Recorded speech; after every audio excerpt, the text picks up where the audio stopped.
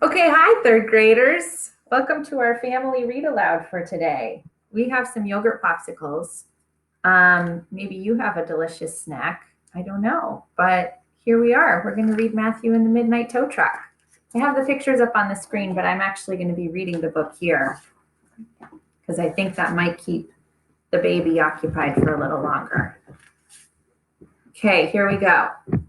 Matthew and the Midnight Tow Truck. Whoops, here we go. One night, Matthew was playing with his cars in the kitchen while he waited for his supper to cook. First, he took his tow truck and hooked onto a station wagon. He towed it right up onto the tabletop and dropped it off on his plate. Then he drove back down to get another one. Towing all his cars away made Matthew feel hungry, so he told his mother that they needed something special for dessert.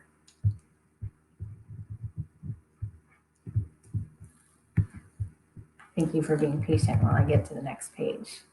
There we go. Let's go down to the store and get some red licorice, he said. Sorry, said his mother. You've had enough candy already today. You don't need any more. Matthew didn't agree at all. He told his mother that he needed red licorice a lot, but she just shook her head. Not tonight, she said. Tonight you're having fruit cocktail. Now take those cars off your plate so I can serve supper. Hey, this is a little side note. Did you notice the opinion that Matthew had on this page? That he needed red licorice, but he didn't have very good reasons, so he didn't win the argument. His mom won. Not tonight, she said. Tonight you're having fruit cocktail. Now take those cars off your plate so I can serve supper. It's like what maybe that's what you want to see anymore. Yeah, kinda. No. Later that night, just before bedtime, when Matthew was counting his cars, he discovered that one of his vans was missing. I'm going to show the picture while I read this page. There we go. He discovered that one of his vans was missing. He told his mother right away, and they looked all around the bedroom for it. But even though they looked everywhere, they couldn't find Matthew's missing van. It's getting late, said his mother finally. I'm afraid it's time to go to bed. We'll have to find your van some other time. But it's my very best one, Matthew told his mother as she tucked him in. I'll bet it's lost for good now. I'll bet I never see it again. His mother kissed him goodnight and told him not to worry. You can look for it when you wake up, she said as she turned out the light. It's bound to turn up one way or another. Matthew hoped that she was right. Even so, when he fell asleep, he was feeling a little sad. Later that night, just after midnight, Matthew woke up. He saw. Meow. What do you see? Meow. Maisie, I think Maisie sees a mail truck. She sees a mail truck. She thinks that the tow truck is a mail truck. She loves mail trucks. Later that night, just after midnight, Matthew woke up. He saw a flashing red light shining in through his window, so he jumped out of bed and went to see what was happening outside. A big black midnight tow truck was standing in the middle of the street, right in front of Matthew's house. That's weird. The driver was working on one of the cars that was parked at the curb. He was trying to hook onto the bumper, but the hook was too big, and it kept slipping off.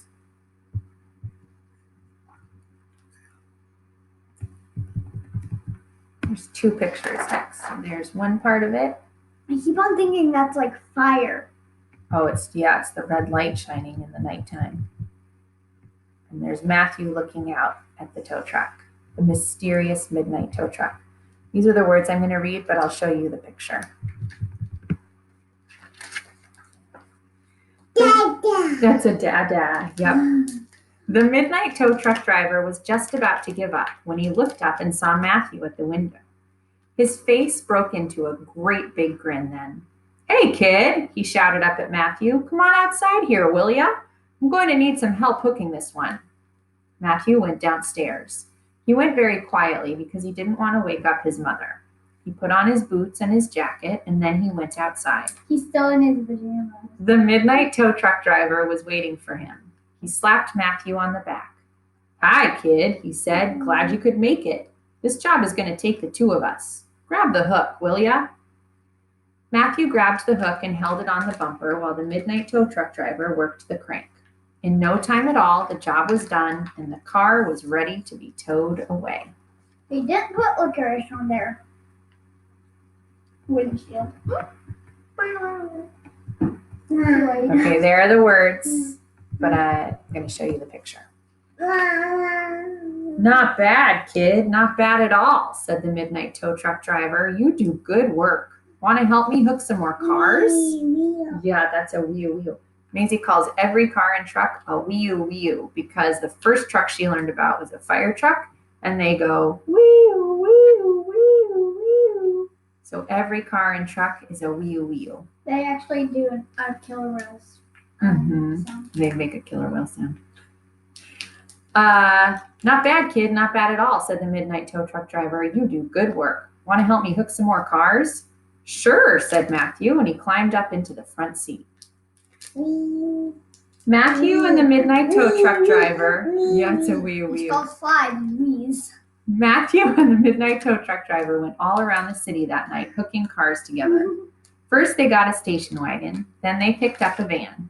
Matthew was feeling a little hungry from all the work. So was the midnight tow truck driver.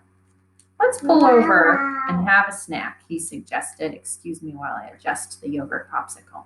There you go. Sorry, I cut it in half for you. It's okay.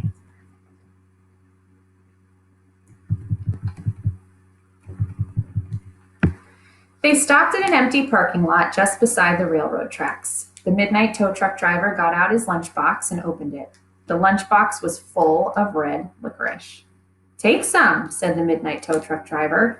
Take as much as you need. You can never get enough red licorice, you know. It's good for you, and it gives you big muscles. Matthew and the midnight tow truck driver sat and ate red licorice for a while. What do you do with all the cars you hook? Asked Matthew. I collect them, said the midnight tow truck driver. Trying to get one of every kind, but I pick up doubles sometimes so I can trade with the other guys.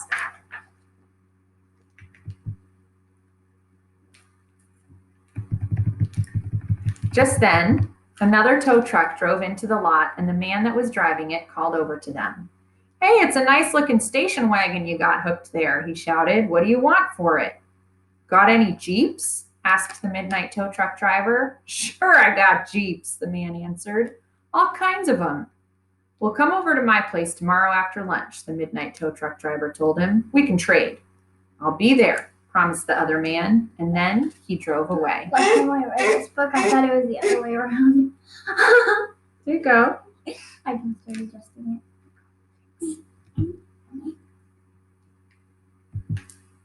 When the red licorice was all gone, the midnight tow truck driver drove over to a car wash.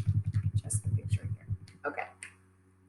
Matthew helped him unhook the cars they were towing, and then they pushed them inside. The midnight tow truck driver opened a secret door on the wall of the car wash, and Matthew saw a special button there. What's that for? He asked. That button makes the car wash shrink the cars, said the midnight tow truck driver, and he reached in and pushed it. The car wash started to work. Water splashed and the big brushes began to spin. Special shrinking soap squirted out of some secret nozzles and covered the cars. Sure enough, when the cars came out the other end, they were all shrunk down to pocket size. This is a fiction book. This is definitely a fiction book for many reasons, but it's still really fun. Especially, we should read the Midnight Turkey Railroad scene. I did that one already. That's why we're doing this one. It's the follow-up. The midnight tow truck driver picked them up and dried them off with his handkerchief. He grinned at Matthew. Listen, kid. Night, Maisie. Listen, kid, I'll tell you what. You helped me hook 3 cars tonight. So I was wondering, why don't you just keep one for yourself? Take it home with you. What do you think?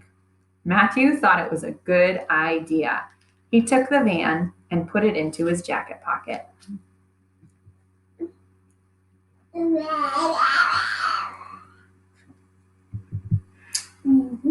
Oh, wait, sorry, I skipped a page.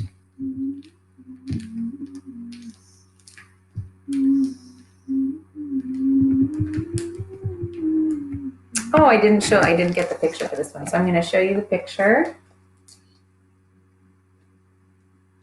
but then just read the words. It was almost morning, so the midnight tow truck driver drove Matthew home and dropped him off. I was thinking, said Matthew, my mother has a car. It's that one over there. You wouldn't tow it away by mistake some night, would you? Kid, I'd never, said the midnight tow truck driver. What about the other guys? Asked Matthew. Good thing you mentioned it, said the midnight tow truck driver. I'll tell them to lay off too. Just stick a piece of red licorice under the windshield wiper so they'll know it's yours. Matthew promised that he would all right. He said goodnight and then he went inside. He took off his boots, he hung up his jacket, and then he went upstairs and got into bed. Soon he was fast asleep.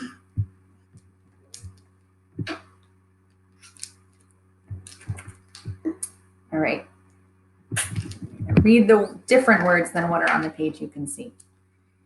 Later that morning, around about 6, Matthew woke up again. He ran downstairs and checked his jacket. Sure enough, the van was there in his pocket, just the way he remembered it. So Matthew brought his van upstairs to show his mother.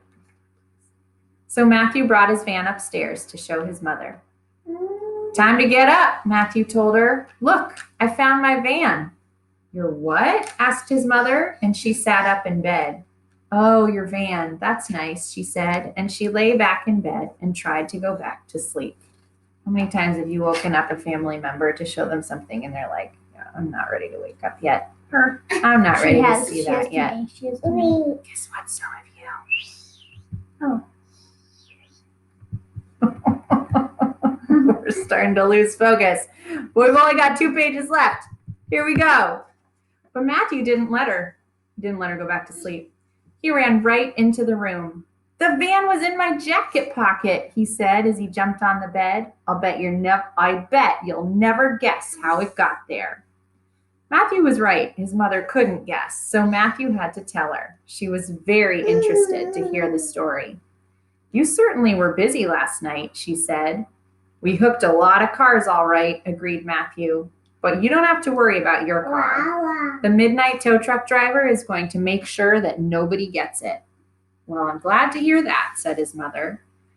The only thing is, we'll need some red licorice just to make sure, said Matthew, and he explained what they had to do. Okay, so now Matthew has a really good reason for needing that red licorice. It's so their car doesn't get towed away. Let's see if it works. I guess we'll have to go down to the store and buy some, said his mother. It looks like we really need some red licorice after all. Yes, we do, said Matthew, and he gave his mother a great big hug. What I love about this story is the imagination that Matthew has and the relationship between Matthew and his mother. I love that she's kind of practical and she's like, no, you got to take your cars off your plate and eat dinner. You don't need any red licorice. You're having fruit cocktail. But then he tells her this really, really great story. And instead of being like, Matthew, that was just a dream. We're not getting any red licorice. She kind of smiles and says, well, I guess we need some red licorice after all. I think that sometimes I'm able to do that for my kids. And sometimes I'm the crabby practical mom at the beginning of the story. Just like we all have different parts of ourselves sometimes. But I really love that it shows this lovely, wonderful relationship between Matthew and his mom and the imagination of Matthew. Okay, thanks for sharing our family's read aloud. I hope you liked the book. And we're going to say bye-bye for now. Bye-bye. Say bye-bye. Bye-bye. You going to say bye-bye? Bye-bye. Bye-bye. Bye-bye. See you on the